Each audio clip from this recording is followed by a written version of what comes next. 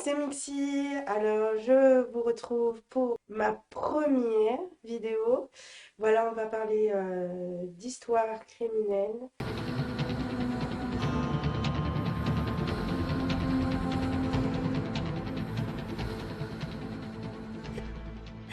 Alors, cette histoire se passe exactement en 2016 à Perpignan, plus précisément dans la commune de Trouillas. Le soir du mardi 2 août 2016, la petite Mila tombe dans la baignoire. Sa belle-mère, Sabrina Melen, va appeler le médecin. Le médecin se rendra sur place. Voyant la petite fille inanime, il ne pourra rien faire. Il appellera les urgences. Les urgences viendront, la récupéreront.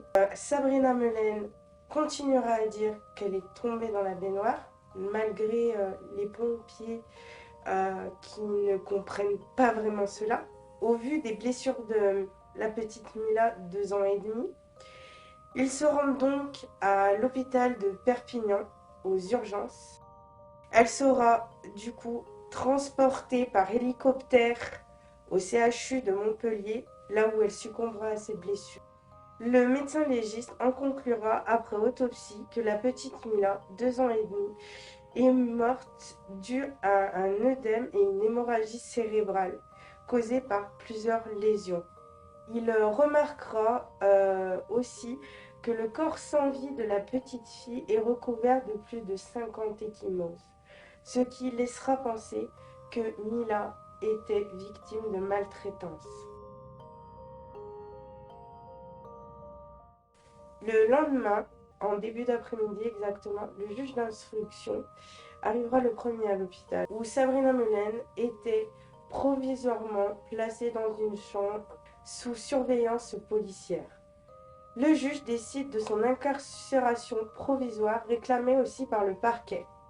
Vers 19h, l'escorte pénitentiaire conduit Sabrina Melen en prison et elle sera incarcérée la nuit du 3 au 4 août 2016. Même après autopsie de la petite Mila, 2 ans et demi, Sabrina Melen clame son innocence et continue à dire que Mila est tombée dans la baignoire. Maintenant, revenons au tout début de notre histoire. Quelques mois avant les faits, en 2016, Sabrina Melen, ses 4 enfants, de pères différents, Marc, le papa de Mila, et Mila déménagent dans la petite ville de Trouillas. À ce moment-là, tout allait plutôt bien. D'ailleurs, le maire racontera par la suite qu'il a eu un entrevue avec Sabrina Melen et la petite Mila.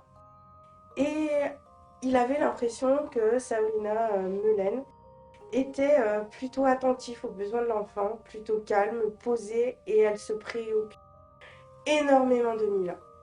Alors on ne sait pas à ce moment-là si j'ai fait ma recherche, hein, mais si Mila était déjà battue par sa belle-mère ou non. L'affaire commence comme ça en fait. Le papa de Mila, Marc, sera incarcéré pour conduite sans permis ni assurance en récidive. À partir de cela, Sabrina Melen va assurer la charge de ses 4 enfants, de Mila, et enceinte de 8 mois à ce moment-là, à 30 ans. C'est là qu'on pense que le calvaire de Mila va s'accentuer. Sabrina Melen, en plus de maltraiter ses 4 enfants, fera énormément de maltraitance physique et psychologique à la petite Mila. Par exemple, en la forçant à manger et des fois en la privant de nourriture euh, pendant plusieurs jours. Bien sûr, plus les coups portés sur Mila, car le médecin légiste a remarqué 50 ecchymoses, je n'ai pas le détaillé. Un peu plus tard, Sabrina Melen fera l'objet de plusieurs signalements. Donc on ne sait pas exactement d'où vient ce signalement, mais le maire de Trouillas sera averti et il déclenchera donc une enquête sociale. Dalida Traché et Marina Bastier, technicienne sociale d'intervention à Perpignan demanderont un placement d'urgence le 31 juillet, 2 jours seulement avant la mort de Mila. On avait des ressentis, des inquiétudes, mais on ne pouvait pas mettre de faits probants qui auraient permis qu'il soit sur le champ placé. Une demande de placement d'urgence est malgré tout communiquée. Puis, comme je vous ai raconté précédemment, le 2 août 2016, tout bascule. Mila est inanime, un médecin arrive, ne pouvant rien faire, appelle les urgences, elle est transportée aux urgences à Perpignan, puis au CHU de Montpellier où elle succombera à ses blessures. Sa belle-mère sera incarcérée, les enfants de celle-ci seront placés et elle sera mise donc en examen pour violence habituelle et meurtre sur mineur de moins de 15 ans. Par la suite, elle fera pratiquement 5 ans de prison. Elle sera remise en liberté 9 jours avant l'audience, donc le 4 février 2021, dû à un couac en plan judiciaire. La cour d'appel de Montpellier refuse de continuer son incarcération provisoire, donc le 2 août 2021, pour raisons administratives selon eux.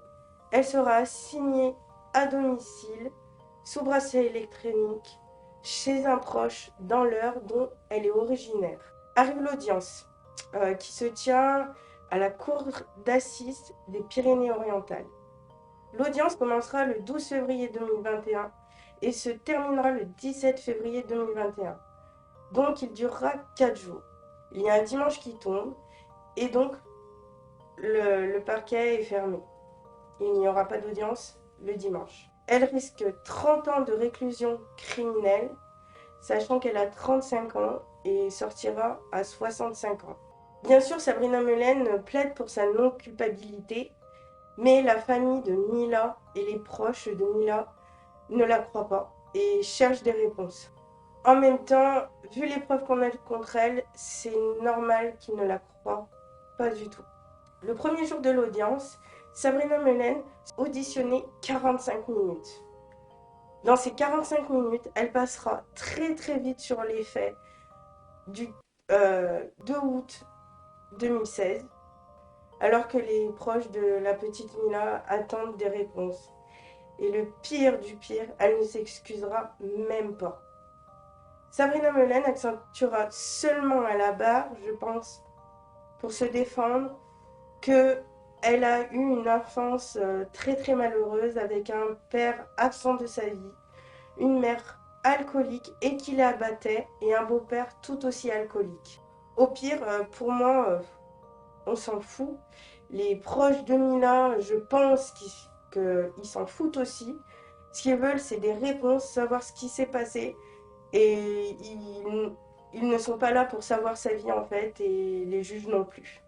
Bien sûr, le premier jour, l'avocate de Sabrina Melen plaidera l'absence de preuves, comme si les médecins légistes ne savaient pas faire leur travail. Le deuxième et troisième jour, après 5 ans, le tribunal refute la version de Sabrina Melen. Et pendant ces 2 jours, professionnels de la médecine se relayent pour témoigner qu'il s'agit bien d'un œdème cérébral et d'une hémorragie, et affirment que la chute unique dont parle Sabrina ne peut être en aucun cas causer toutes ces lésions. Ils ont examiné le corps et ce serait dû à des chocs répétés, ce qui veut dire que Mila a eu le syndrome du bébé secoué. Les proches de Sabrina Melen vont seulement témoigner de la maltraitance psychologique. Je vous mets un bout de vidéo. Il parle de maltraitance, plus souvent psychologique que physique, exercée par l'accusée sur Mila, qu'elle traitait encore plus durement que ses propres enfants, la forçant parfois à manger, d'autres fois la privant au contraire de nourriture et d'eau. La grand-mère de la petite Mila va témoigner à la barre. C'est la grand-mère du côté paternel. Je n'ai pas trouvé ce qu'elle allait dire exactement. Donc, elle a fait une interview, a témoigné devant la caméra de France 3. Donc je vous mets la vidéo pour vous vous rendre compte ce que la grand-mère vit actuellement. J'ai de la haine contre elle, parce que c'est une personne méchante, vraiment méchante avec tout ce qu'elle a fait à ma petite fille. Quand elle avait la couche sale, c'est malheureux. Elle a lavé la figure avec son caca par la mienne, ou son pipi. Puis s'ensuit de la grand-mère maternelle et la maman de Mila. La maman de Mila n'avait pas la garde. Ils iront témoigner à la barre. Alors je n'ai pas non plus les témoignages, je vous mets aussi une courte vidéo. La grand-mère, elle a pu exprimer des choses. Alison, elle est beaucoup plus dans la réserve et dans l'intériorité. Mais pour chacune d'elles, même si ça a été très éprouvant, ça a été libérateur et réparateur. Le dernier jour de l'audience est enfin arrivé. Sabrina Meulen s'excusera enfin de ce qu'elle a fait. Et elle racontera ce qui s'est passé ce jour-là. Elle racontera à la barre que le soir du 2 août 2016, elle donna à manger d'abord à ses 4 enfants. Puis, elle donna à manger à Mila des lentilles qu'elle avait du mal à manger. En même temps, à 2 ans et demi, on a toujours du mal à manger des lentilles. Mila finit de manger. Elle l'a pris et elle a vu dans sa couche qu'il y avait énormément d'excréments. Elle a préféré la doucher, ce qui est normal, parce que quand il y a beaucoup d'excréments, faut aller à la baignoire. Donc ce qui est tout à fait normal. Sauf qu'elle avait oublié de mettre le tapis de bain. Voilà. Donc, elle finit de doucher et elle oublie le pyjama de Mila. Elle va dans la chambre de Mila, récupérer le pyjama. Elle revient. Elle voit que Mila est sur le dos, qu'elle est tombée et qu'elle pleure. Elle dira qu'elle avait pensé que Mila s'était fait une bosse et d'énervement, elle la secoua très très fort. Elle conclura pour sa défense qu'elle a pris un coup de folie dû à la charge énorme qu'elle avait de s'occuper de ses 4 enfants, de Mila enceinte de 8 mois et Marc étant en prison. Avant de vous raconter le verdict du juge, je préfère vous mettre une petite vidéo des 2 avocates, donc l'avocate de Mila et l'avocate de Sabrina Meulen, pour que vous fassiez vos propres jugements. Ils sont plus tout à fait vivants depuis le 1er août 2016 parce que c'est pas possible, c'est très difficile de faire le deuil de sa petite fille quand on l'a en plus perdue dans ces circonstances. Cette femme, elle est le fruit de ce qu'on a fait d'elle. Et aujourd'hui, on lui dénie ce droit et cette qualification. C'est une enfant victime qui a fait un enfant victime. Et je pense qu'il faut véritablement en tenir compte dans ce qui va être prononcé à son encontre. Le verdict tombe le 17 février 2021 en fin d'après-midi, ayant entraîné la mort d'un enfant de moins de 15 ans sans intention de l'avoir donné. On marche sur la tête parce que je ne comprends pas comment on peut secouer un enfant à ce point-là ou la taper, parce qu'il y a quand même le médecin légiste, les médecins légistes qui sont venus témoigner à la barre des 50 ecchymoses aperçues sur le corps de la petite fille. Donc je me demande comment on peut tuer un enfant par accident. Mais personnellement, c'est mon avis. Et elle est donc condamnée à 20 ans de prison ferme. 20 ans de prison, mais en France, il faut savoir qu'elle a déjà fait 5 ans, donc il lui reste que 15 ans. Ce que je trouve minime, peut-être que c'est une des avocates, enfin c'est l'avocate de Mila qui l'a demandé, mais je trouve ça peu. Je pense que le juge aurait dû mettre beaucoup plus. Parce que voilà, pour la famille Mila, ça reste une histoire malheureuse. Et je pense qu'ils ont énormément de peine et pour moi, je serais à leur place. Ça ne me suffirait pas en fait. Et elle aura une privation de ses droits civiques, civils et de famille pendant 10 ans. Voilà.